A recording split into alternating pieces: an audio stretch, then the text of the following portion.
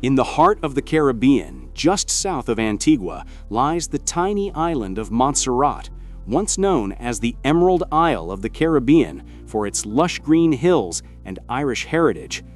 But today, half the island is a forbidden zone, buried under ash, silence, and memories. This is the story of how, in a single eruption, a capital city vanished from the map, and how the people of Montserrat faced the unthinkable.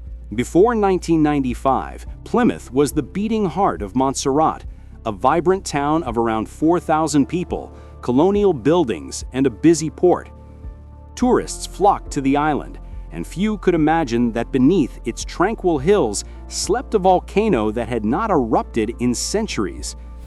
Soufrière Hills Volcano, a 915-meter giant, had been dormant for more than 300 years. Geologists believed it was inactive. They were wrong. In July 1995, the island began to tremble. Small earthquakes rattled houses. Steam and ash started to rise from the summit.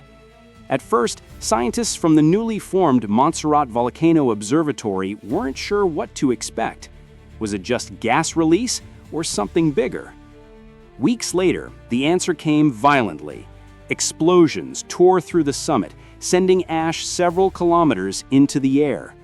The volcano had awakened, and it wasn't going back to sleep. By August, parts of the island were declared off-limits. Thousands were evacuated north. Plymouth, the capital, was still considered safe until 1997. That summer, Soufrière Hills unleashed its fury. On June 25th, a series of pyroclastic flows, clouds of superheated gas and volcanic debris, cascaded down the slopes at over 160 kilometers per hour. Within minutes, Plymouth was gone. The city was buried under more than 12 meters of ash and rock. The government buildings, the ports, the churches, all erased.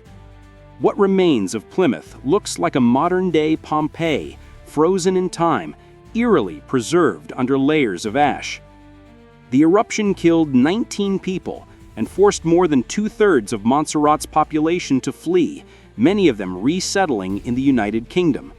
Today, the southern half of Montserrat is still an exclusion zone. The island's new capital, Braides, lies in the north, unfinished but alive. The volcano continues to breathe, still active, still unpredictable. Montserrat became a living laboratory for volcanologists. The Soufrière Hills eruption helped scientists understand dome growth, pyroclastic flow formation, and long-term volcanic hazards. It also showed the world how a community can adapt, rebuild, and coexist with an active volcano. Nearly 3 decades later, the people of Montserrat still call their island home, not because it's safe, but because it's theirs. The volcano took their capital, but not their spirit.